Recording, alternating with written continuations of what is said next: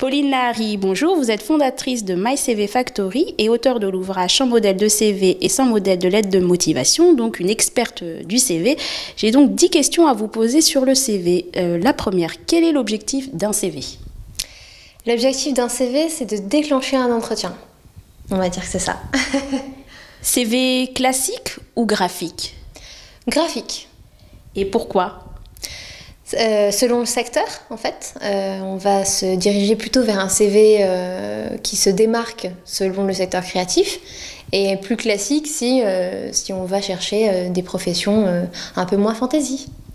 Est-ce qu'il faut mettre de la couleur ou pas du tout? Oui, quel que soit le secteur, on recommande une couleur. Combien? Je dirais 2 maximum.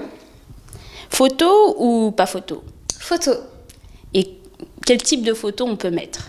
Donc il faut respecter une photo déjà professionnelle, ça veut dire élégante, qui nous mette en valeur, mais surtout une photo qui corresponde au secteur et au métier visé et qui corresponde finalement à la culture de l'entreprise qu'on vise.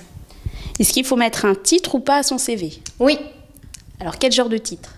Le titre, c'est le futur poste qu'on vise. Donc ce n'est pas CV, ce n'est pas curriculum vitae ou étudiant en stage, c'est vraiment chef de projet marketing, assistant production. C'est des vrais métiers, c'est ce qu'on veut faire comme job. Est-ce qu'il faut une accroche ou pas? Oui, il faut une accroche parce que c'est les premières lignes du CV et elles sont importantes. Donc il est important de vouloir susciter l'intérêt du recruteur et du lecteur. Est-ce qu'il faut donner des chiffres ou pas dans son CV? Oui, absolument. Il faut donner des chiffres. Ça peut être des chiffres sur un chiffre d'affaires qu'on a ramené, un portfolio de clients dont on s'occupe. Ça peut être aussi un nombre d'invités lors d'événements qu'on organise. Tous les chiffres sont bons à prendre. Est-ce qu'il faut mettre ses loisirs ou pas? Absolument, le loisir en fait va générer du lien avec le recruteur. Si ça se trouve, il aime les mêmes choses que vous, donc pourquoi se priver d'une conversation agréable?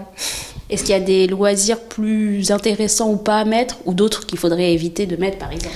En fait, il faut mettre des loisirs qui sont sujets à discussion et qui seront intéressants dans l'entretien. Donc typiquement, si on aime le cinéma, c'est cliché, certes, mais maintenant il faut avoir une discussion derrière. Si j'aime le cinéma d'auteur, il faut pouvoir en discuter. 1 ou 2 pages pour le CV?